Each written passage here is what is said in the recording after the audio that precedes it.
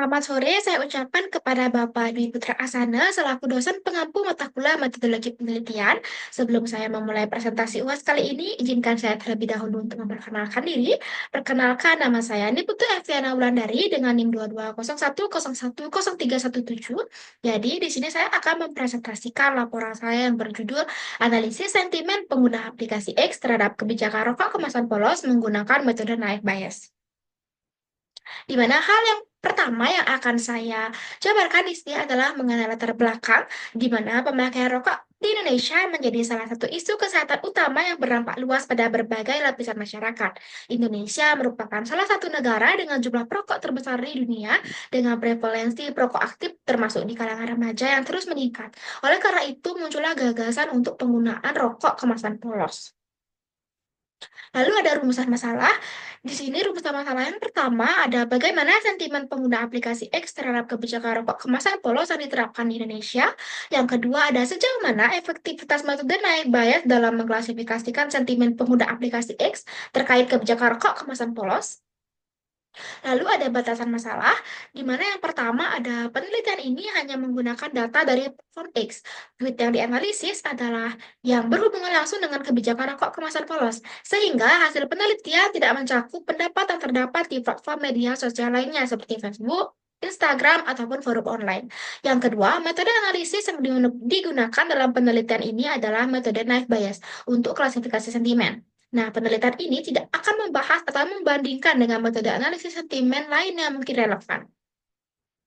Lalu, ada penelitian ini akan terbatas pada tweet yang ditulis dalam bahasa Indonesia. Tweet dalam bahasa asing ataupun campuran tidak dapat dianalisis dengan efektif oleh model yang digunakan dan tidak akan dimasukkan ke dalam dataset.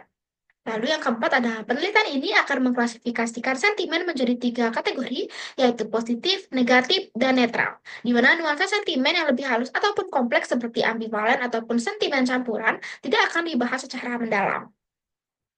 Lalu ada tujuan penelitian. Yang pertama ada menganalisis sentimen pengguna aplikasi X terhadap kebijakan rokok kemasan polos. Yang kedua ada mengevaluasi efektivitas metode naik bias dalam menganalisis sentimen pengguna terhadap kebijakan tersebut. Lalu ada manfaat penelitian. Yang pertama ada hasil penelitian ini diharapkan dapat memberikan wawasan mendalam tentang sentimen pengguna aplikasi X terhadap kebijakan rokok kemasan polos yang diterapkan di Indonesia. Lalu yang kedua ada memahami pandangan masyarakat. Pihak membuat kebijakan dapat merumuskan strategi komunikasi yang lebih efektif untuk meningkatkan penerimaan publik terhadap kebijakan tersebut. Lalu ada penelitian terdahulu, di mana di sini ada 6 penelitian terdahulu ataupun 5 penelitian terdahulu. Yang pertama ada Johannes Florentius Sianipar et al. Tahun 2023, di mana penelitian beliau itu berjudul Analisis Sentimen Twitter terhadap Proyek Kereta Cepat Jakarta-Bandung menggunakan Naive Bayes.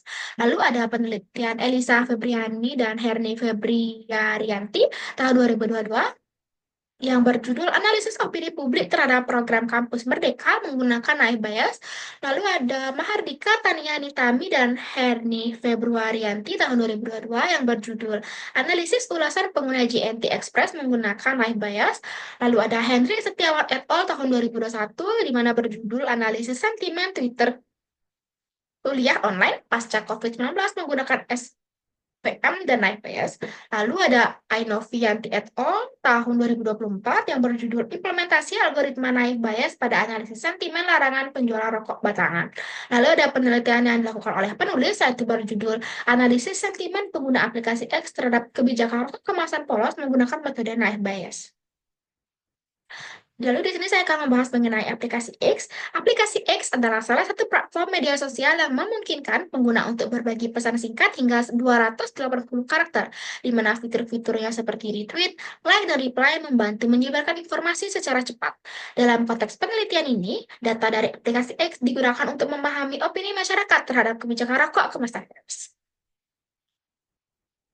Lalu ada data mining, di mana data mining adalah proses eksplorasi dan analisis data dalam jumlah besar untuk menemukan pola atau informasi tersembunyi yang berguna untuk pengambilan keputusan, di mana data mining digunakan untuk menganalisis data teks yang diambil dari aplikasi X seperti tweet untuk memahami opini ataupun sentimen publik.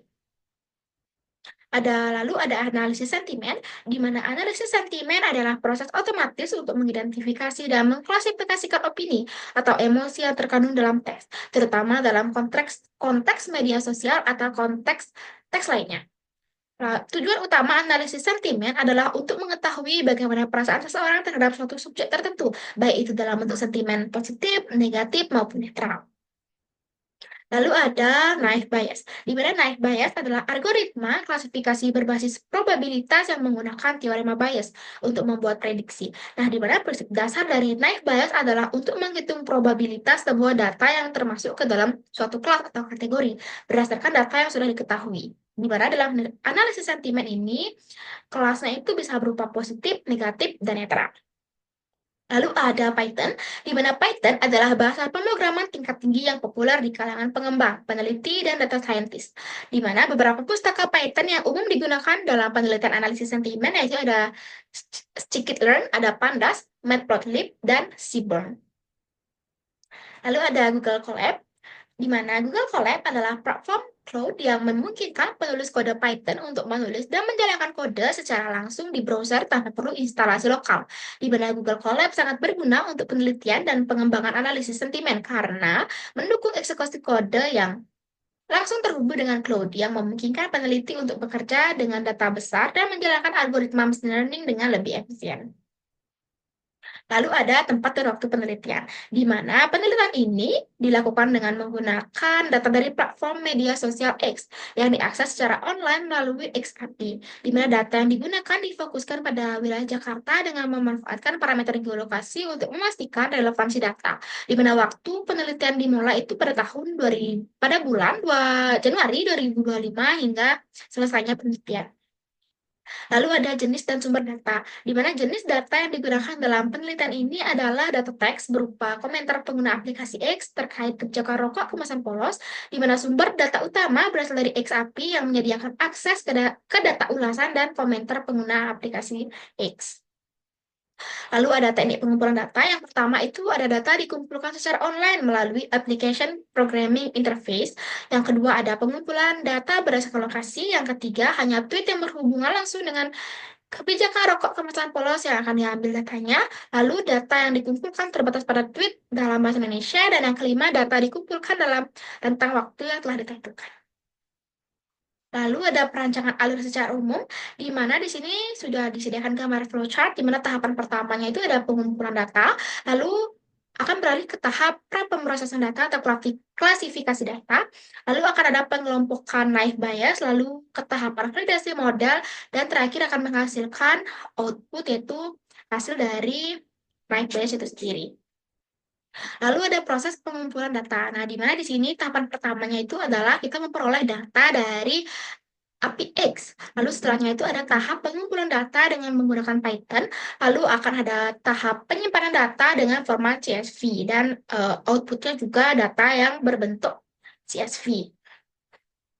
Lalu ada pra-pemrosesan data, di mana di sini tahapan pertamanya yaitu adalah data yang sudah kita punya itu berformat CSV. Lalu setelahnya itu akan ada proses pembersihan data, akan ada proses standarisasi format huruf, akan ada proses pemecahan teks menjadi kata, lalu dilanjutkan dengan eliminasi kata yang tidak relevan, lalu akan dilanjutkan dengan proses penyederhanaan kata dan akan menghasilkan output yaitu data hasil pra-pemrosesan. Lalu ada pengelompokan naive Bayes. Yang tahapan pertama yaitu ada data hasil pemrosesan yang telah kita lakukan. Lalu ada validasi data. Setelahnya itu akan ada pemrosesan dengan metode naive Bayes. Lalu setelahnya itu akan ada proses pengelompokan data. Lalu setelahnya akan ada hasil pengelompokan data. Lalu setelahnya akan ada hasil confusion matrix. Dan outputnya itu adalah akurasi naive Bayes. Lalu setelahnya terakhir ada validasi model, di mana tahapan pertamanya itu adalah kita mempersiapkan data, lalu setelahnya itu ada pelatihan model, setelahnya itu ada validasi model, lalu tahapan lanjutannya itu ada penghitungan matriks, evaluasi, setelahnya ada analisis validasi, dan outputnya itu adalah finalisasi model.